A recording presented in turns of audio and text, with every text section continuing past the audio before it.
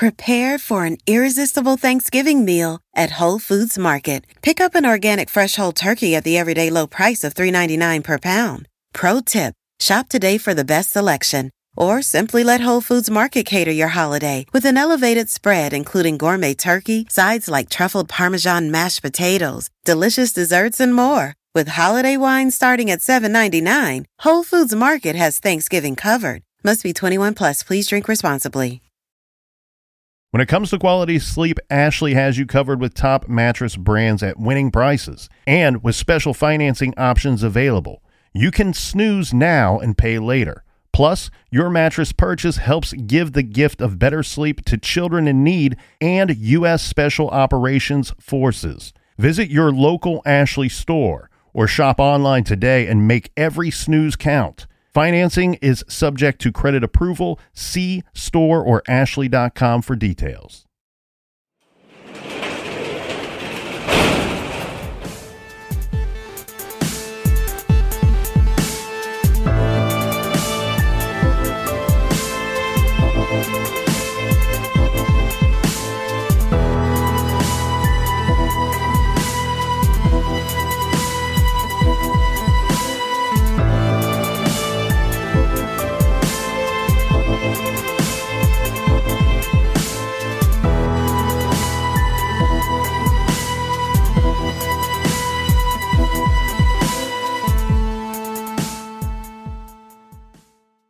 Welcome to True Crime Garage. Wherever you are, whatever you are doing, thanks for listening. I'm your host, Nick, and with me as always is a man that bases his nightlife on the old saying, a burrito before beer and you're in the clear. Ladies and gentlemen, joining us on this beautiful Taco Tuesday, here is your captain. Snoochie Boochies. It's good to be seen, and it's good to see you. Thanks for listening. Thanks for telling a friend. Thanks for telling your mother. Hi, Mom. Hi. Sorry, Mom. Today we are drinking Cross of Gold by Revolution Brewing Company in Chicago, Illinois. Garage grade 4 big fat bottle caps out of 5. This is a lighter beer, perfect for summertime. A crisp golden ale with a delicate hop finish. And they brew this with a little bit of wheat and a tiny bit of honey. So I love that stuff. Great for summertime. Perfect for this hot weather. And this fantastic beer was brought to us by these fantastic people. First up, a big thank you to Allie out in LA.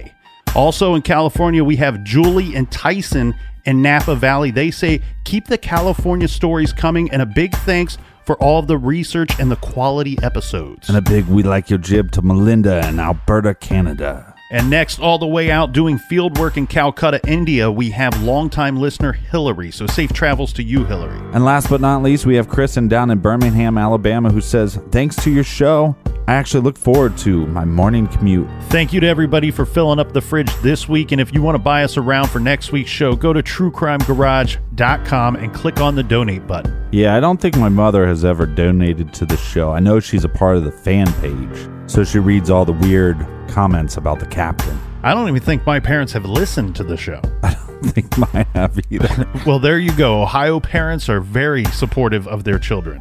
All right, if you'd like to support the show, check out our store page. We got the old episodes, we got the bonus episodes, the Brick Family Murder episode. If you haven't heard that one, check that one out.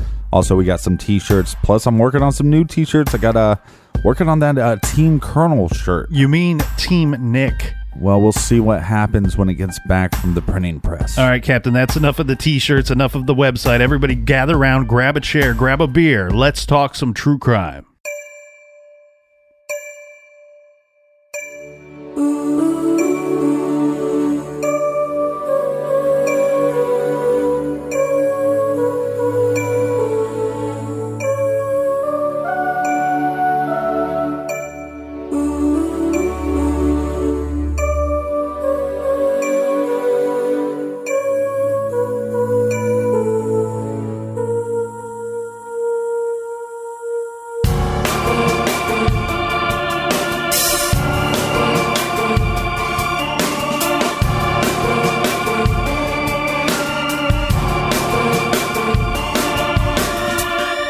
Saint Michael, the Archangel, defend us in our day of battle. Protect us against the deceit and wickedness of the devil.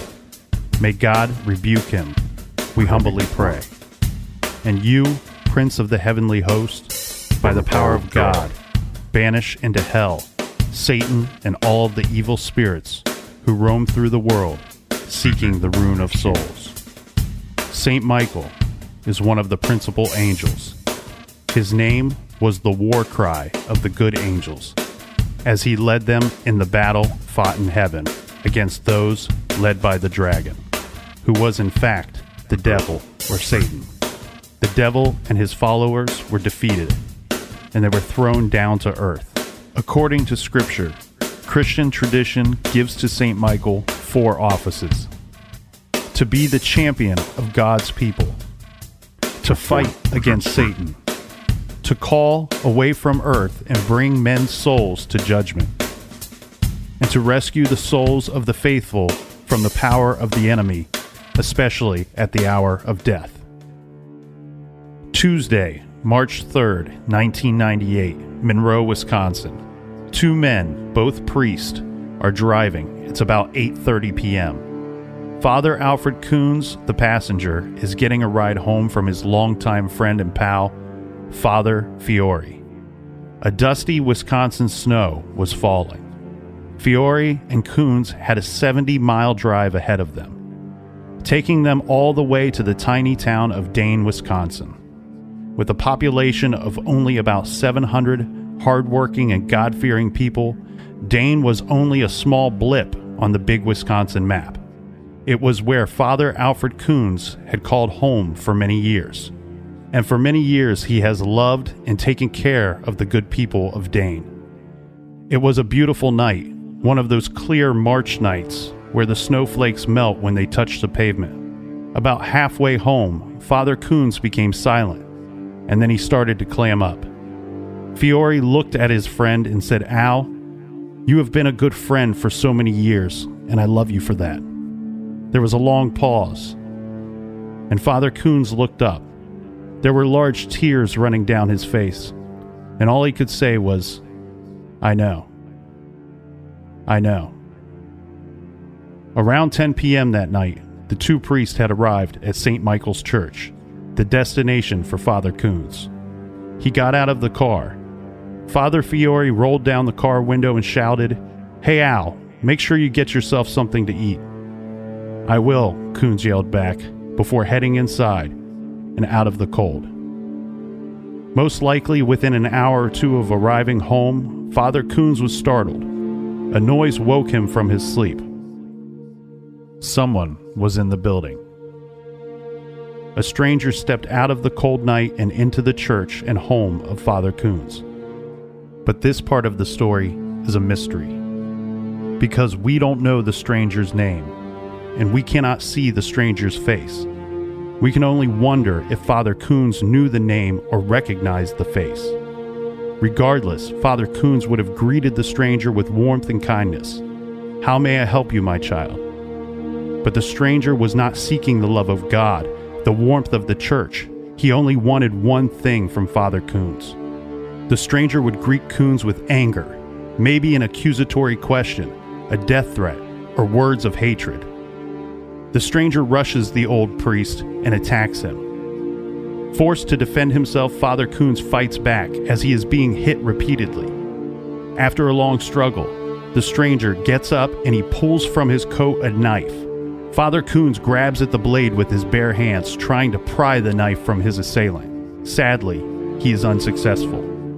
The stranger put the blade to the side of Kunz's neck and slits the throat of the beloved father. The stranger, now covered in blood, injured and probably cut, stands up. And as he gathers himself, he curses the priest. Then he steps back out into the cold night. Who was this stranger? Was he a mentally ill drifter, or some sick, twisted Satanist, or was he someone the priest had trusted? This is True Crime Garage, and this is the case of Father Alfred Kunz.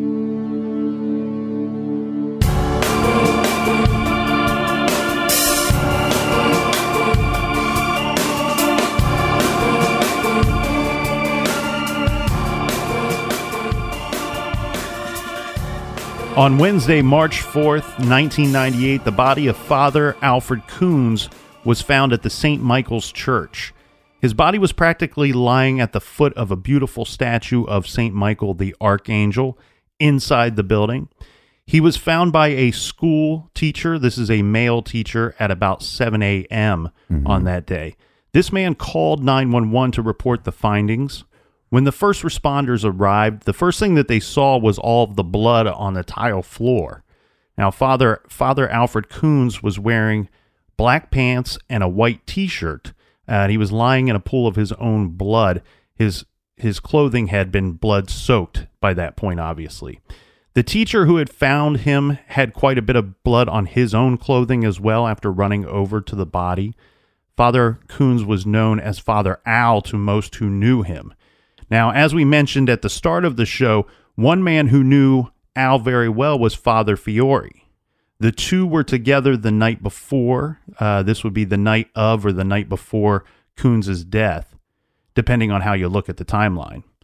Police say because of Fiore dropping Kunz off around 10 p.m. that night and the teacher finding the body around 7 a.m. the following morning, that obviously is your window for when the murder occurred.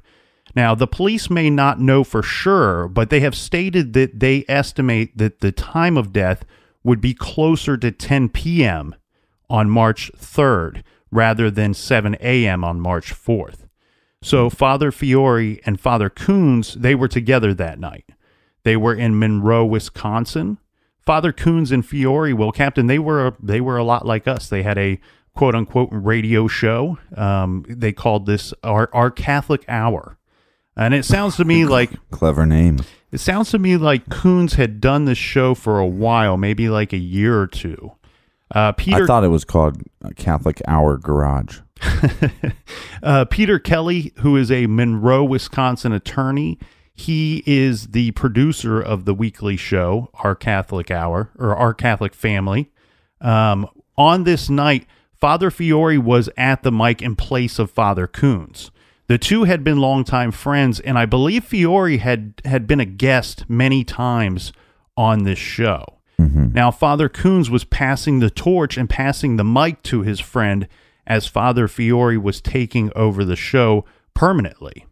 I've never heard the show, and no disrespect intended, but I have read that it was a rather dry hour-long show.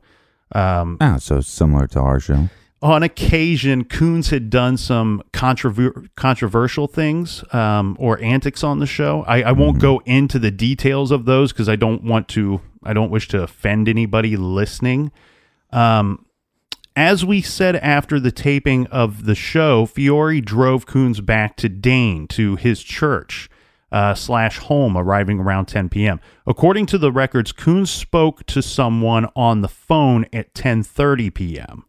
There, the body was found the next morning at 7 a.m. We don't know what happened during those hours, except someone or someones arrived at the church, and there was some kind of fight that led to someone cutting the throat of the good father. Right.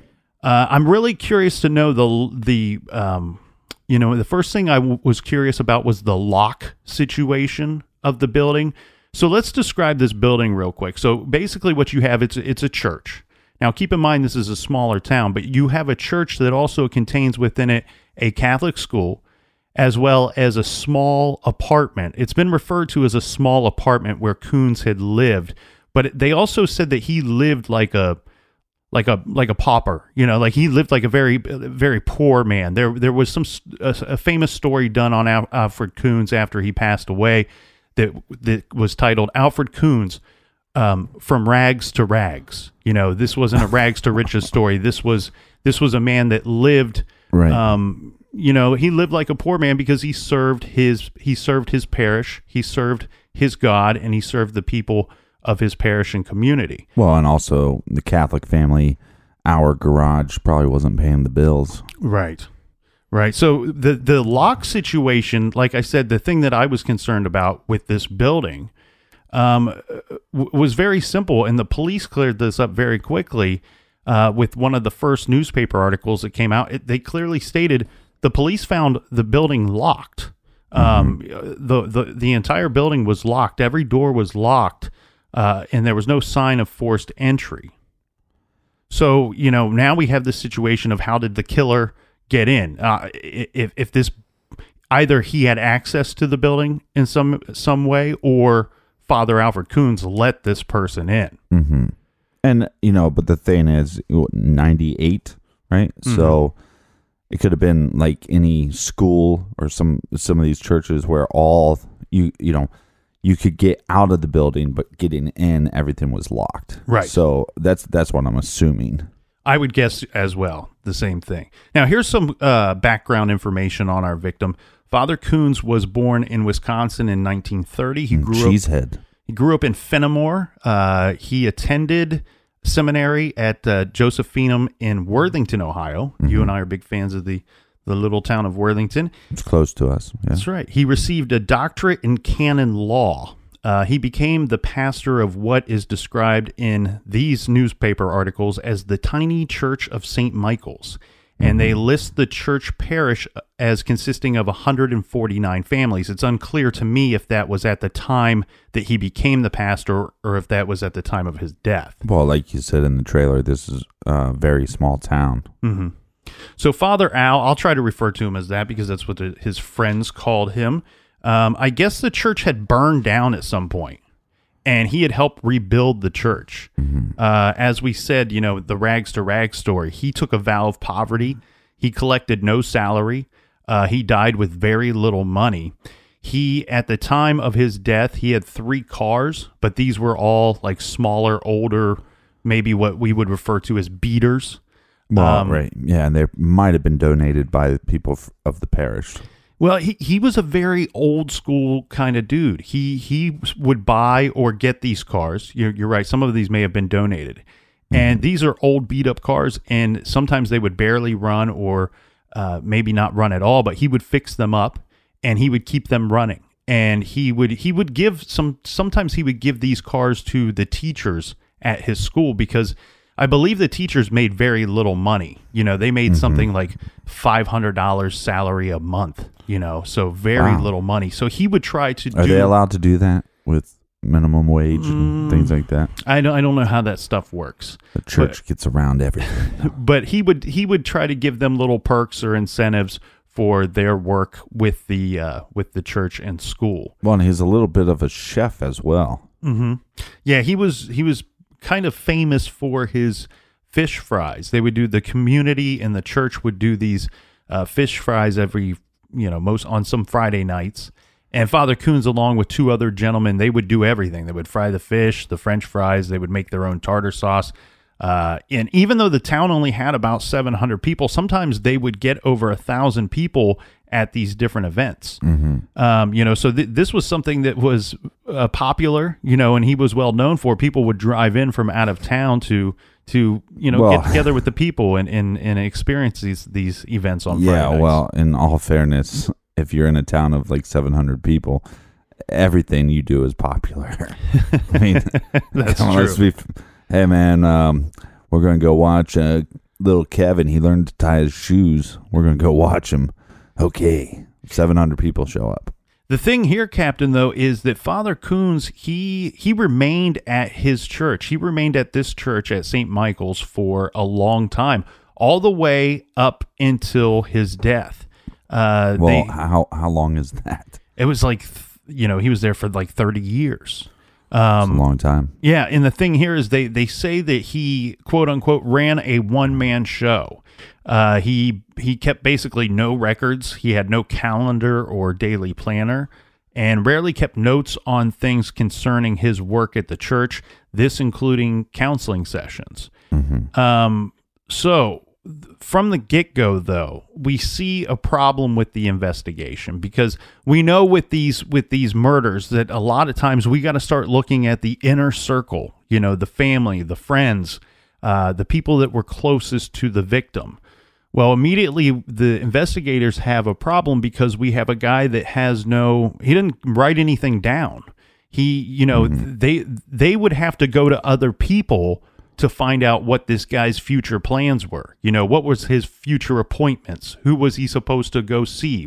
What was on his his calendar that maybe he only kept in his mind. So this made the investigation more difficult. Plus, they're not able to really fully establish things that maybe only Father Al would have known or Father Al would have wrote down regarding his relationships with other people, or especially his work with the church. Yeah, but how many people write that down? Hey, I do a podcast with Nick. I like Nick. We drink beer together. We have fun. He's very funny. I appreciate all those nice things. Off of the mic. When he's not on the podcast, he's very funny. But the thing here is, Captain, if investigators can find a diary, a calendar, if they have a computer if they have a computer that they can sort through, do grown men keep diaries? I don't. Okay. Some do. Yeah. But a lot of people keep a calendar. A lot of people do, sit at a computer for X amount of hours every day. Mm-hmm. These are all things that can help your investigation. He was killed at the age of 67. He was at St. Michael's Church for 31 years. You asked how many years. It was 31 years. And I didn't realize this until we got into looking at this case. Mm-hmm. I grew up Catholic. You grew up Catholic. Mm-hmm. I wouldn't say we were the best of Catholics. We weren't. We weren't Dude, there. Shut your mouth. I was an altar boy. No, you weren't. Yes, I was. You were? Yeah, for a while. I was confirmed. I was confirmed. What was your confirmation name? I think we already got into this on the show. I can't remember what you said. Hans. Was it Hans? No, it's Isaiah. Oh, and you don't remember your name, do you? No. See, I remember this. I was too busy being an altar boy, so I didn't realize that it's a very rare thing for a priest to remain at the same church for that many years, for 31 years. I'm going to keep that joke to myself. So both of us were raised Catholic. Neither one of us are practicing Catholics today. I think we mainly were confirmed Catholic just so we could play on the football team. Hey, I pray a lot during the football season. Yes, yeah. Now, Father Al was not only just a good priest, but he was a good son as well. His mother lived about an hour and a half away from him, and he would visit her often, almost every week, sometimes more than once a week. The thing here is that I heard she did his laundry.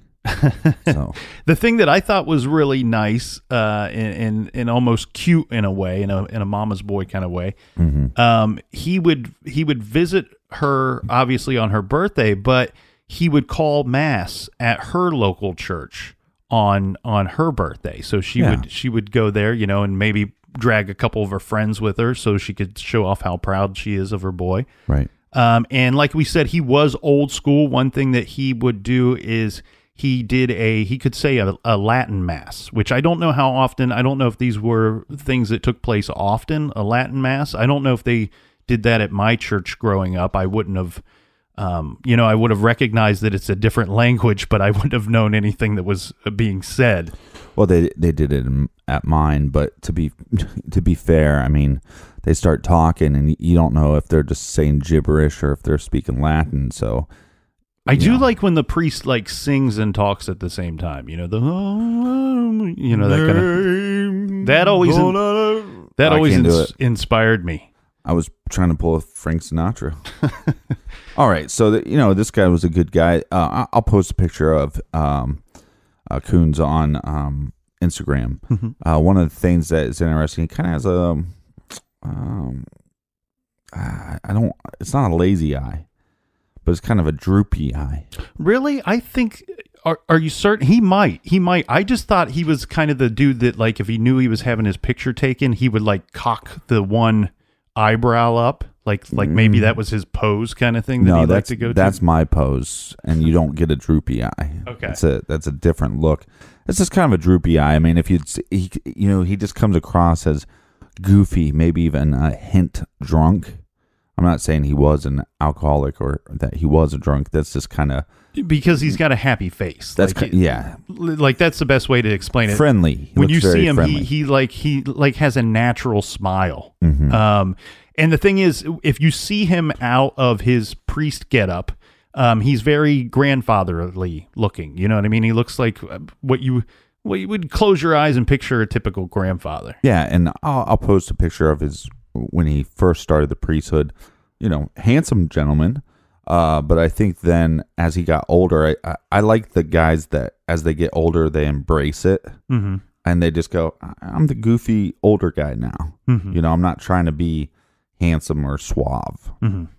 Captain, we have to go through the autopsy, the evidence, and the police findings from the immediate get-go. One of the first articles that came out, we had a situation where the police were saying that they were looking for a motive for this crime, because it's very rare. I have to believe it's very rare for a priest to be killed, and a priest to be killed inside one's own church.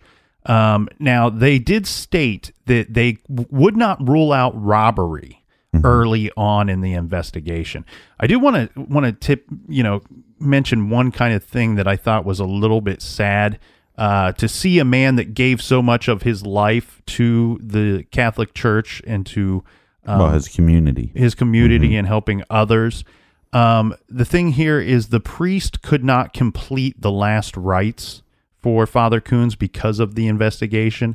A reverend from a nearby town of Lodi gave Kunz final absolution, but officials did not permit him to anoint the body with oil, as the oil, it was said that the oil may interfere with evidence or things that they were looking for on the body. So I found that to be rather sad, concerning that, considering that he gave so much of his life to the faith. We'll get back to the case of Father Alfred Kunz after this quick beer break.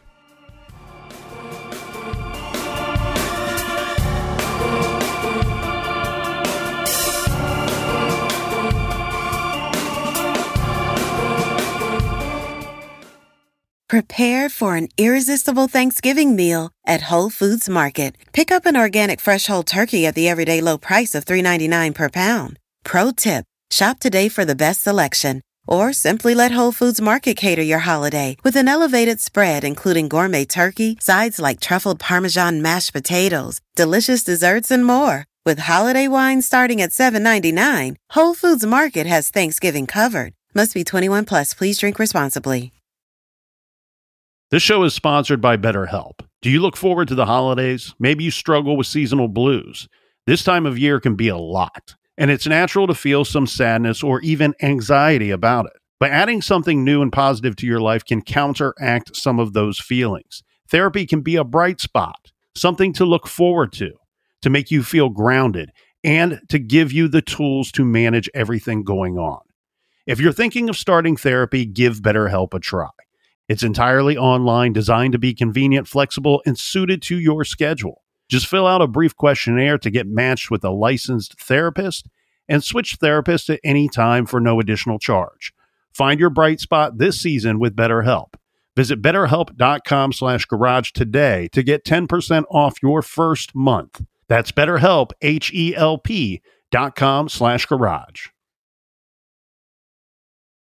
Dreaming of overseas adventures or connecting more deeply with family from afar? Rosetta Stone bridges the language gap. I've tried others, but Rosetta Stone's immersive lessons and voice feedback technology are game changers. Dive into 25 languages by learning intuitively, just like when you were a kid. And here's the holiday sparkle. Grab a lifetime membership now and save 50%. Gift yourself the world. Head to rosettastone.com now and save 50%.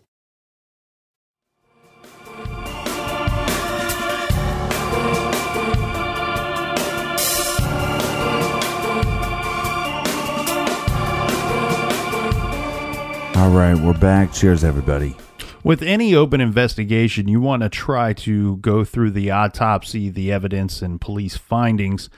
With this still being unsolved, these are limited to the public, as they should be. But the still unsolved murder investigation regarding Alfred Kunz has been described as one of the most expensive and time-consuming investigations in the Dane County history. The crime scene was described as grisly and gruesome, which we should expect it to be, with the cause of death being Father Kunz had bled to death. He was discovered face down in a pool of his own blood. His throat had been cut. He was lying in the hallway area, what's been described as the hallway area, near the door of his apartment to his living quarters. Right. Someone had used a razor sharp, what's been described by the police as a razor sharp blade, to cut the artery. This is just below Kunz's jaw. Medical experts said that he would have fainted when the cut was made, and he would have only lived for about a minute, and this would have been in a dazed, dreamlike state.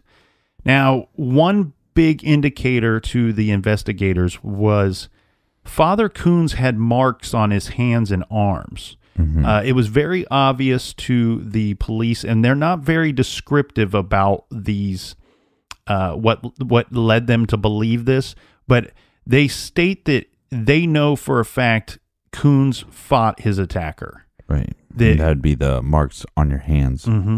And they're also saying that the attacker would have had obvious signs of injury, meaning that the investigators believe or have evidence to point them in the direction of believing that this person was probably punched in the face is the best way that I can gather from this, because they've repeatedly said the attacker would have had obvious injuries. Well, and maybe they can tell. I mean, you're going to have cuts on Father Kunz's hands, but as far as the human hand is not designed to punch things well. So there's a possibility that Father Kunz had like a broken pinky knuckle, or something like that. So if he's punching somebody, he might have damage to his hand from punching somebody, and maybe that's the evidence of that. And you would expect to see more damage to one's hands if they're connecting with the face or the skull, because the bones are, right up there. Well, and the skull is harder than the hand. And so this person would have had obvious injuries on their face from being punched. The other thing that they believe, too, that it's very likely that the killer did not anticipate that amount of blood. Remember, we've talked about in the past that sometimes when there's a struggle or when there's blood involved, the blade can become slippery. And yes. You can cut yourself on accident, or it could be even leave yourself with a decent size cut or cuts because of the struggle or because of the blood. Well, and we've talked about that before with if you have a blade, like a knife, right? You have a standard knife, but it normally has the handle and it has almost like a hand stopper. A hilt. What I believe they call it. So if it got slippery, that hilt would stop you from cutting your hand. Now, if you have a box cutter or a kitchen knife, or like a razor blade type thing, razor blade, then there's no hilt there. So it doesn't stop your hand from sliding, and you want to talk about a devastating cut. You thought a paper cut was bad. Now, right away in the investigation, Captain, one thing that I found interesting was the deputies were asking neighbors, people that lived in this rural community, to watch for unusual items on their lawns. And the investigator stating, anytime that you have a crime like this, there is always the possibility that someone has discarded something as they left the crime scene. So I'm assuming that they were hopeful, the police were hopeful that maybe the attacker leaves the church as he's walking back wherever he's going. He's dropping the murder weapon. Yeah, that he would have disposed of the murder weapon by just tossing it in some random location. All right, so what we do know, let's just recap this real quick. We know that Father Kunz was attacked and murdered in the hallway. We know that there was a knife or a blade involved. Correct. We know that there was a lot of blood, so the attacker would probably have blood on them. And there's some evidence, we don't know what the evidence is, but possibly where this the attacker would have, or the murderer is what I probably should say, the murderer would have blood on him, maybe a black eye, maybe cuts on them. Correct. broken nose, anything that you would, a busted lip, anything that you would assume or that would be typical of a fist fight. We also know that Kunz was killed between the hours of 10:30 p.m. and 7 a.m. Pretty long window, though. Police believing that it's closer to that 10:30 p.m.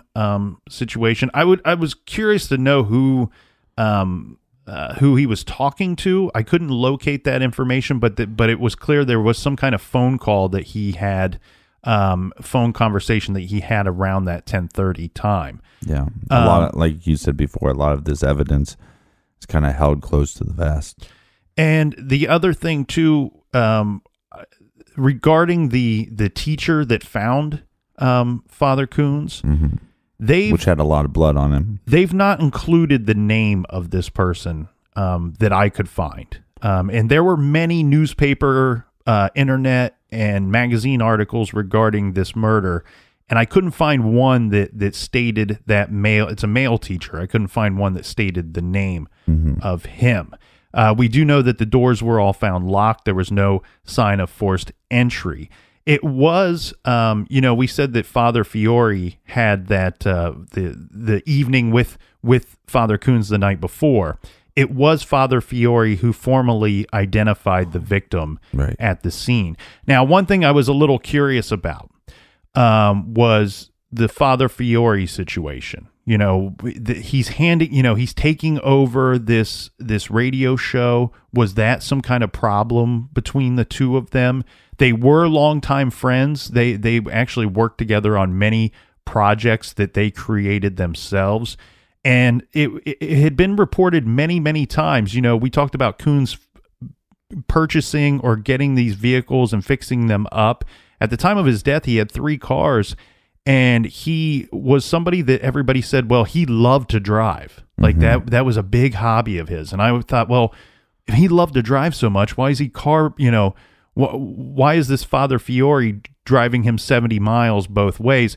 I actually found Father Fiore at the time lived only about 5 minutes away from Father Kunz. So it would only make sense for the two to carpool on this Mr. long Don't distance. Litter. How about trying to carpool every now and then? Everybody please carpool. Be good, be kind, don't litter, carpool. Now, from an outsider looking in, at first glance, and I hate Are we getting into speculation already? Yeah, we're going to get into a little speculation, and then we'll get into some theories. But one thing that I kind of want to put... well, let me just give our warning. If you don't like speculation, turn the damn show off. One thing I want to kind of put to bed before we get into the theories here, Captain, was from somebody looking from the outside looking in, your immediate thought would be a priest killed in a church. Well, was he up to no good? We know that the Catholic Church has got some black eyes over the years, and priests have... We don't have to pussyfoot around with this. I mean, well, there's been priests out there that have done terrible things. There's hundreds and hundreds of priests that were child molesters that are probably still are child molesters, and the church has covered that up time and time again. That's what's been happening. If you don't like what I just stated, that's not my opinion. That's just what's fact. That's the unfortunate truth. The thing here is, Captain, so the first thing that we looked at was, was Father Kunz one of these bad priests? Was he a bad priest and somebody out there felt that he deserved to be punished?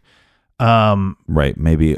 So the idea, which I don't know why you're dancing around it. The idea is that he possibly molested a child, and then that child would come back, or the parents of that child were like, yeah, it's time for you to die. Pay for what you did. The thing here is, though, Captain... That's the theory. Right. That would be the first thought. And the thing is, though, there's no evidence or even complaints of Father Kunz having been involved in anything of that nature. No, again, 31 years at the same parish. Now, when you look into a lot of these, the accused priest, that's all you can call them because there's never charges normally brought up. The accused priest, normally, they'll bounce them around. They'll give them 6 months sick leave. they'll move from parish normally every 2 to 3 years. Mm-hmm. So there is no sign of that. There's no sign of him being moved around. No, Father Al's at the same location for 31 years. Right. And like we said, there was no, even after his death, there was nobody that came forward. Right. So it is a small community.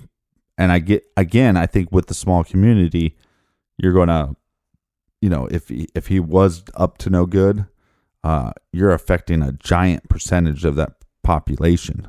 Actually, the other thing too, Captain, is what came out after his death, where there were many priests that were coming out, as well as people within the parish that were, devout and very close to Father Al, that were coming out after his death and saying quite the contrary, that Father Al was not a bad priest. Mm-hmm. He wasn't a child molester. He was actually kind of policing other priests, that he was what they called a discreet whistleblower. And this was, like I said, several priests said this, and several people in the parish had said that he was keeping an eye on some things. And he was, I don't know how vocal he was with it, because like I said, this is stuff that came out after his death. It sounds more to me like, he would report these incidents or report his suspicions to superiors, to these other priest superiors. Right. And like we said, again, this was 1998. This is actually 3 years, I think, before the Boston story broke, 2001, with the whole priest sex scandal in Boston. But I think this was something in that community that was being talked about and being discussed. And from what I found, it seems like he was doing a lot of research into these possible connections with priests in the whole state of Illinois. Mm-hmm. So what did he know, or what did he uncover? Could that be a possible motive? Mm-hmm. Now, the thing here is, Captain, early in the investigation, we have Dane County Sheriff's Detective Kevin Hughes regarding the thought of motives for the murder of Father Kunz. He says, the motives are all over the place. This could be anything from jealousy to power and control to betrayal and fear of exposure. He basically says, it could be any one of these things. So you can take your pick at this point when you're investigating this crime. Now, very early on in the murder, they had a whole bunch of guys, maybe 30 men and women investigating this murder.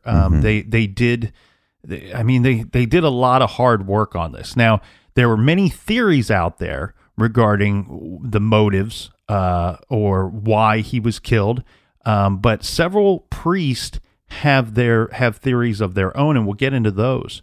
The first one being that either Satanists, possibly Luciferians, killed Father Al Kunz. Okay. It's been suggested, many have suggested, that there is a body of evidence that suggests that Satanism was involved in the murder.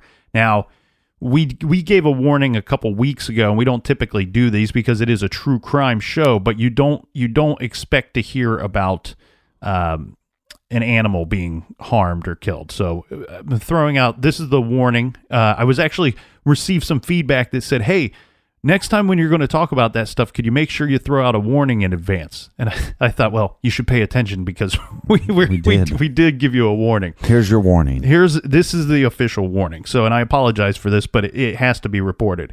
A mutilated calf was discovered on a farm just about 15 minutes away from St. Michael's Church, where they found Kunz's body. The calf, this was found just the day before. Mm-hmm. The calf had its throat slit. And its blood was drained into a milk pail. Mm-hmm. The calf's genitals had been cut off as well. The calf was in a cage when it was killed, or at least fenced in, maybe in a stall rather than a cage. But the articles I read refers to the calf as being caged.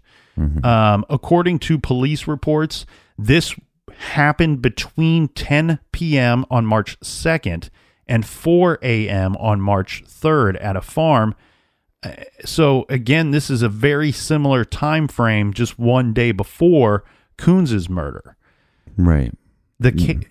As I said, the caged animal's throat was slit. The farmer told police that he believed that this was probably the work of a Wiccan cult that he had said was rumored to operate in the area.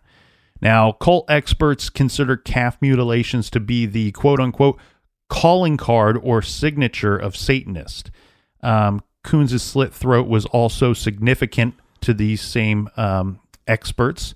I wonder if there's a way to test, the blade entries and things like that of the bodies, if they'd be similar. That's an interesting thought. They're saying that the throat cutting is signs of many secret societies. There are oaths of many secret societies that include that throat slicing as a penalty or punishment for revealing a group's closest secrets. And the thought here being, was Father Kunz exposing the operations of some kind of cult? Right. But again, like I said, how much did he know about these other priests as far as the, pedophilia and stuff like that? But also, were those priests connected to other organizations, that were more sinister? So that's just a rabbit hole. Now, one driving force behind this thought of the Satanist or Luciferians was Kunz's friend and associate. This is a former Vatican insider, Malachi Martin. He certainly thought so. And this is obvious because just 6 weeks after Kunz's murder, Martin appeared on a radio show claiming to have inside information that Kunz's murder was carried out by Luciferians. For what reason, though? Did he say on the radio show? I did not hear the article. I did not hear the entire interview. According to, this would have taken place in the late 1990s and late 1998. So I was unable to find the entire interview. Right. But according to Martin, Luciferians are not your garden variety devil worshippers, but they are devil worshippers nonetheless. He also insisted that Kunz had either assisted in several exorcisms or performed them himself at the St. Michael's Church, and that he often consulted with Martin regarding these exorcisms. He also... I think Martin was actually pretty famous for exorcisms, wasn't he? I think that's the priest I was reading about. Yeah, you're exactly right. Martin was famous for a lot of things, and we'll get into that in just a second. But one more thing that Martin was saying was that Luciferians resent, what they resent the most is interference with someone they regard as their own. Adding that his friend believed that his life was in danger for weeks leading up to his death. He says that I don't know who we are when he says we, but he says we are all convinced beyond anything that Father Kunz was killed in hatred of the faith as punishment and as an example for the rest of us. I'm assuming he means we as in priest. That's what I would assume. And he also states that a week before the murder, a woman who was certain her middle-aged son was demonically possessed was referred to Father Al Kunz for an exorcism. And this was going to be done. He was referred by a bishop in Minnesota. The woman and her son had not yet arrived as of the night before Kunz had died. Martin also said Kunz was afraid for his life for weeks leading up to the murder. It sounds to me, Captain, like it's a little unclear in my notes, but it sounds to me like this. Well, maybe get some more clear notes. This woman had made some kind of appointment to meet with him because, it does state that they had not arrived to meet with Kunz before his death. Yeah, but old Alfred doesn't write anything down, so we don't know. Right. It's funny when you're saying he doesn't write anything down. I'm like, well, really, who writes a lot of stuff down? But I guess you would write down appointments and for an stuff exorcism like or to discuss an exorcism. You think if you're going to have a fight with a man possessed by the devil, you're going to You're going to mark that down on the calendar. You're going to get up every day and you're going to chug your eggs and you're going to run up the stairs. My calendar is not very complete, but I would be dreading the arrival of that day. Next Wednesday, it's on like Donkey Kong. Well, okay. So should we talk a little bit about? Let's talk a little bit about Martin for a second before we get into some of these other theories. Martin is the priest that's giving the interview with the radio. Yeah, and I don't want to go into this all the way because I don't fully understand it. There's probably a lot of intricate workings inside the Catholic Church that we are unaware of. But, there have been people that have questioned this Malachi Martin, his authenticity as being a priest, his authenticity as having been a quote-unquote Vatican insider. Okay. We're not going to debate that on this show, but I do want to throw that out there to let you know there has been this talk. You can certainly look into Malachi Martin as much as you want. There's a lot of information out there on him. He was a best-selling author. Apparently, he had asked for special permission from the church to become an author. The thing here is where I think you see the problem with Martin is a lot of his books were talking about Satanism being involved in the hierarchy of the Catholic Church, as well as sex scandals and the pedophilia that you had talked about being involved in the church. He had several best-selling books, and maybe that's why the church pushed him away or kept him at arm's length. But as you said, he was known for his exorcisms. He was known to be a big proponent of reminding everybody every chance he got that there is a constant battle between good and evil going on, and there are people out there that are getting possessed by these demons, and he was leading and assisting in many exorcisms and wrote several books, whether, most of them are considered to be fiction, works of fiction, but he says that a lot of his works are based on reality. Off of experiences that he had. Well, but it also kind of makes you wonder, if this guy has connections with the church, what is his motivation? I mean, he has some motives here too. I mean, let's just assume, hypothetically, right? Right. Hypothetically, Alfred Kunz gets some information that there is some, some touchy going on with some priest, right? And he is going to, and maybe he's presented this evidence to some people. I actually heard that he actually sent some stuff to the bishop before. So if they looked into this information that Father Kunz gave them, there was some validity to it, and they didn't do anything about it, and then he contacted them and said, "Hey, what are you doing about this?" Right? That would be, if again, connections with the bishop, connections with the Vatican or whatever. That would be a reason. Oh well, he was killed by Satanists. Well, actually, he was killed by priests, but we're going to call him Satanists, and that's our cover up. He was killed by the church, but hey guys, he was killed by Satanists. So that would be a motive there for him lying. But I don't know. Well, but the thing here is, I think, I see Malachi Martin as and maybe it's not all over the shop, but he seems to be presenting almost two different arguments that kind of, I guess they intertwine each other at some point, because he states that, it was known that the format of that hour-long radio show, that Catholic Family Hour show, was going to be modified. Martin, I guess, was at times a regular guest on the show, and he was labeled as an expert on deviant sex rings within the Catholic Church, stating that the night Kunz was murdered was the exact same night that Kunz's friend, Father Charles Fiore, was going to take over the Catholic Family Hour show. Fiore planned, this is according to Martin, Fiore planned to begin exposing satanic pedophile rings within the Catholic Church. Fiore was in a perfect position to collect intelligence on deviant sex rings, both inside and outside of the Catholic Church, because of his participation in what Martin says is calls the Council for National Policy. Well, so everything I just said makes zero sense then.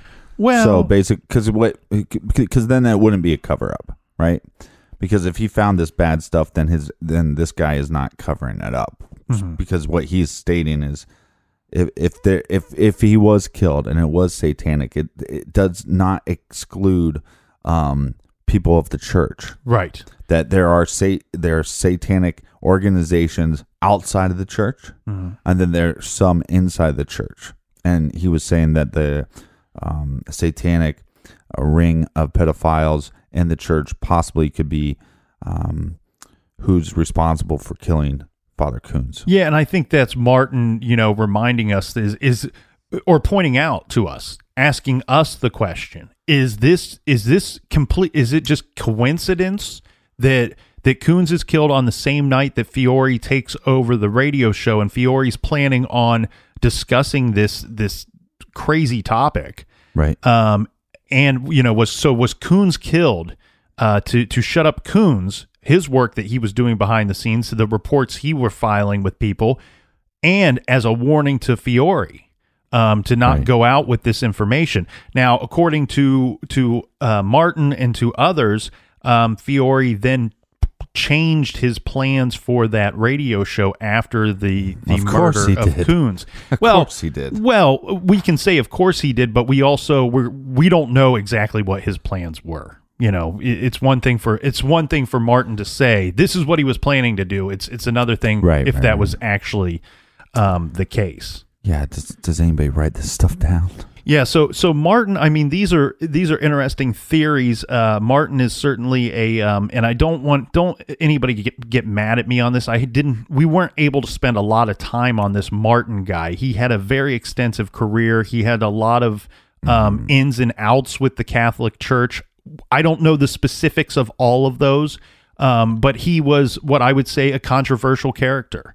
Martin died in 1999, so not long after the death of Father Alfred Kunz. Well, he passed away of a stroke that was prompted by a fall as he prepared for an exorcism. According to a close associate... That doesn't sound fishy at all. Well, according to this associate, and this is coming from Martin as he's lying in a hospital bed just shortly before his death, Martin says, and he adamantly says, that the fall felt more like a deliberate act of an unseen evil force than an accident at the time. The associate who was at Martin's bedside when he died later quoted him as shouting at one point when asked about the incident. He says, "No, I did not fall. I tell you, my legs were pulled out from under me." Right. So sadly, Martin has passed away in 1999. Now, regarding the calf mutilation, that certainly does seem to me... Let's not jump around here. So, with his stroke, he's stating somebody pulled his legs out from under him. Well, he says an unseen evil force. He says that it feels like pulled his legs out from him. He could have been in person. Again, he said he was I believe he was reaching for a book. Like he had climbed up on a stool and he was at one of those, fancy bookshelves that these successful people have. And I don't have one of those. Our bookshelves are short. Yeah. You have to actually dig to get to ours. He's standing on a stool. And first of all, any listener out there, especially the older crowd, don't stand on stools.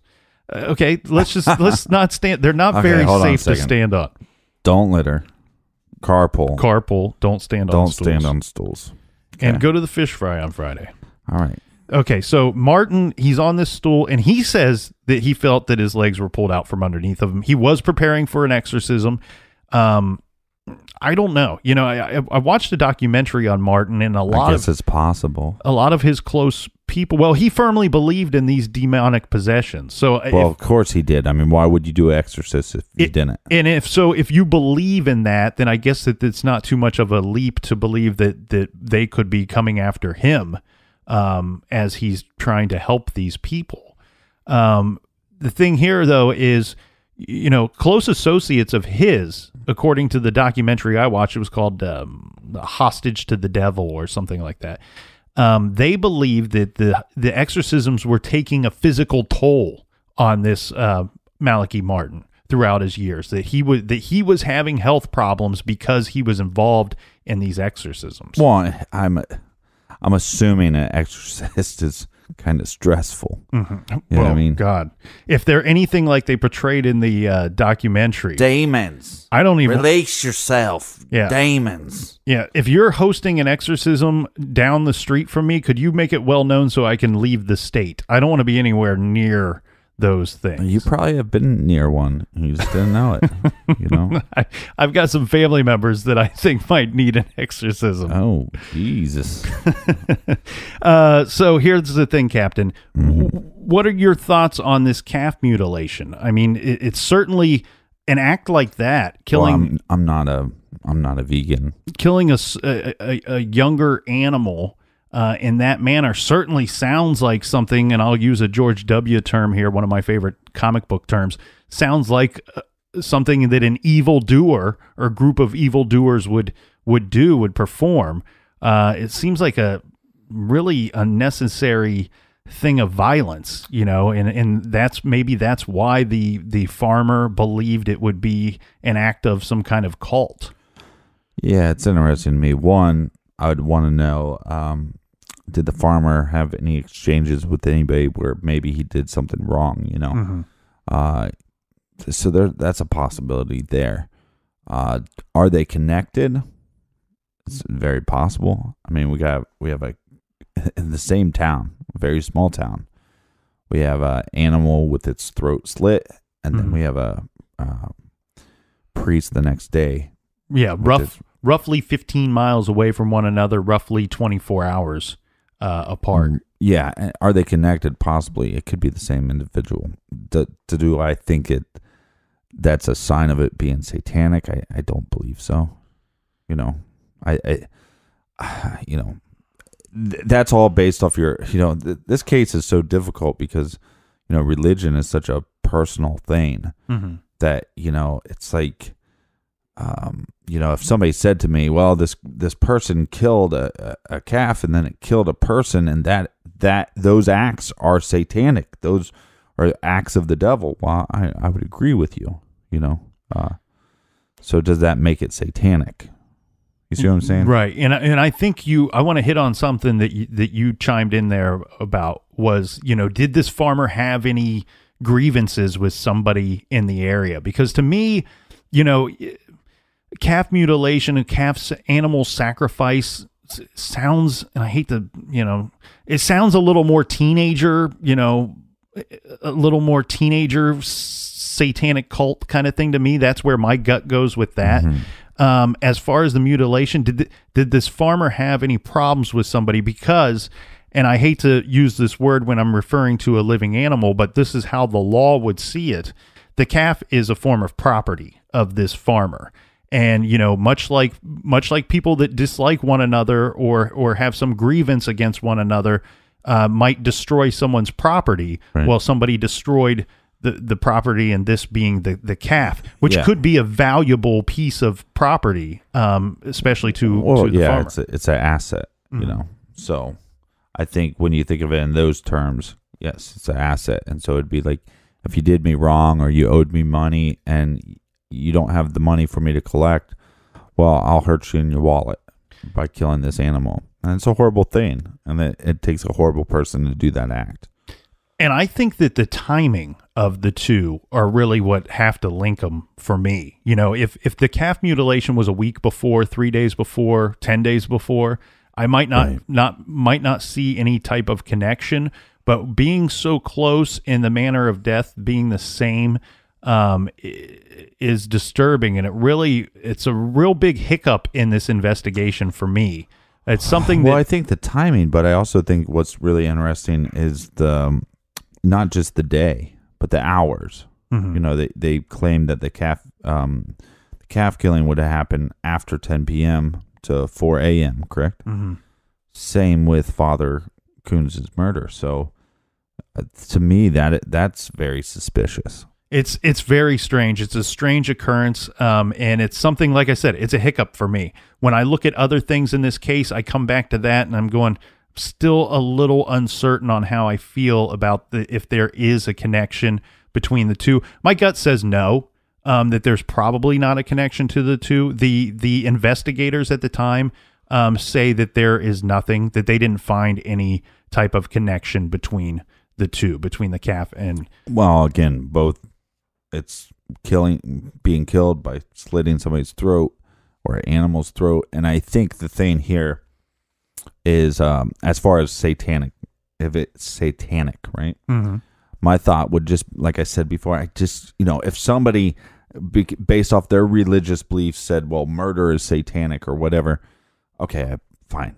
That's your viewpoints on this. To me, it could just be some sick individual that got a new knife or whatever, was wandering around town after 10 p.m. when the whole town probably shut down. Back in the day, for all the young listeners, back in the day, towns actually shut down. Mm-hmm. Like you got, you get about 10 p.m., everything got pretty dark. So it could have been just some sick individual that got some knife, right? Was walking around by a farm and was like, you know what? I'm going to try to kill something. Mm-hmm. And that's a sick individual. That's a sick piece of shit. Mm-hmm. And that same individual could have then been walking by the church, sees the father dropped off, and thinks to himself, well, I killed an animal. Let me see if I can kill a person. Mm-hmm. And there's people, I mean, we've covered how many cases? There's people out in this world that are that messed up. Well, there's also people that will take out insurance on, racing horses or different kinds of valuable animals that they have, and then burn down the stall for the insurance money. Mm-hmm. I don't know this guy's situation or the cow's situation. It's sad for the cow, obviously. But yeah, my gut says that there's probably no connection. Now, the thing here, though, Captain, would you think that if Kunz were killed by Satanists or like Martin might suggest, a specific group of Satanists, the Luciferians, do you think is it the same as an act of terrorism? And what I mean by that is because we see, we've unfortunately come accustomed to acts of terrorism in this day and age, and the terrorists are usually pretty quick to claim what they've done. Where with the murder of Father Alfred Kunz, does it make you wonder, would they have set up the crime scene in a way that would suggest it was carried out by Satanists? Would there have been some indication of that at the crime scene? Yeah, but I believe law enforcement probably would have brought that to the forefront or earlier. So I think that's weird. We got a lot of other stuff that we need to get into.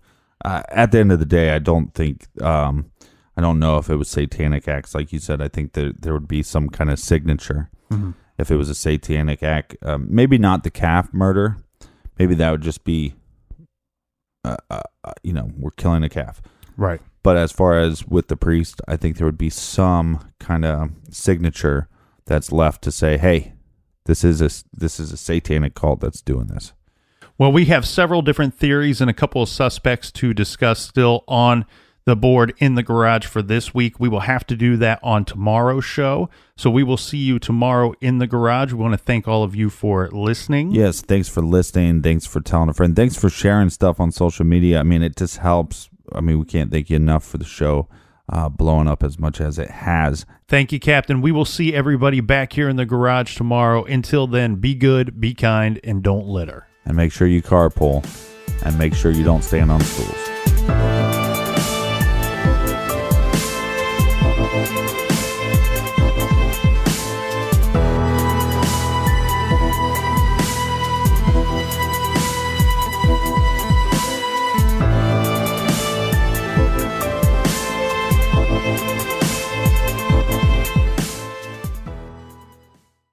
Prepare for an irresistible Thanksgiving meal at Whole Foods Market. Pick up an organic fresh whole turkey at the everyday low price of $3.99 per pound. Pro tip, shop today for the best selection. Or simply let Whole Foods Market cater your holiday with an elevated spread including gourmet turkey, sides like truffled Parmesan mashed potatoes, delicious desserts, and more. With holiday wine starting at $7.99, Whole Foods Market has Thanksgiving covered. Must be 21 plus. Please drink responsibly.